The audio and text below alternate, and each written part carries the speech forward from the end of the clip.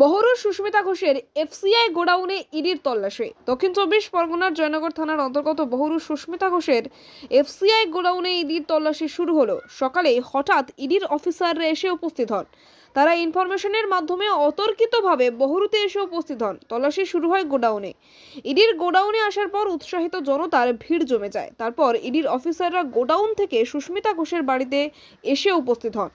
অনেক জিজ্ঞাসাবাদ করার পর বেশ কিছু নথিপত্র সংগ্রহ করে নিয়ে চলে যান ইডির অফিসাররা। পরে কি হতে পারে এবং গোডাউনটি সিল হতে পারে, এই অপেক্ষায় রয়েছেন এলাকার জনগণ। সুস্মিতা ঘোষের স্বামী বরুণ ঘোষ হতবাক হয়ে গেলেন। বরুণবাবু কিছু বুঝে ওঠার আগেই ইডির অফিসাররা এসে উপস্থিত হন।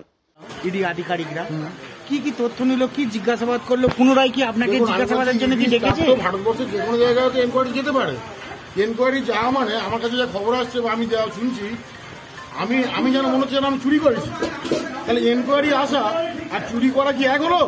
একটা ডায়েরি করা মানে কি তার এফআইআর করা হলো?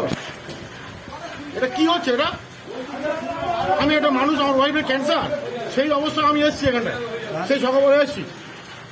আজকে ডায়েরি করা মানে এফআইআর নয়। ইডি, সিবিআই বলি, আমাদের দপ্তর বলি, তাদের এনকোয়ারি করার অধিকার আছে। এবং ইডি বলুন না, আমি 100% সহযোগিতা করেছি তার ওনার সঙ্গে, 100%। কি কি নিয়ে গেল এখান থেকে? কোনটা ওরা যা দেখা দেখেছে, কিছু খাতা ওনার প্রয়োজন ছিল নিয়েছে। ওরা কি আছে এ ব্যাপারে আমরা এই প্রথম দেখছি যে ইডি হানা মেরেছে। এই মানুষটা যথারীতি খুব ভালো মানুষ।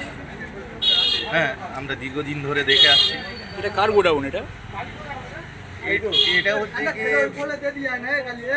বরুণ ঘোষ ব্যাগেটে বাবুয়া, ওরই গোডাউন।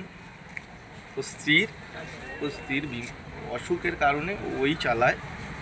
হ্যাঁ, আমরা এসব দুর্নীতির কারণে আমরা একদম কোনোদিন শুনিনি এইসব ব্যাপারে, এই প্রথম আমরা দেখছি। মানে এই এলাকায়, আপনার এলাকায় এর আগে কি এরকম কোনো হানা হয়েছিল? না, আমরা দেখিনি, আর ওনার ব্যাপারে ওই দুর্নীতি কোনোদিন শুনিনি।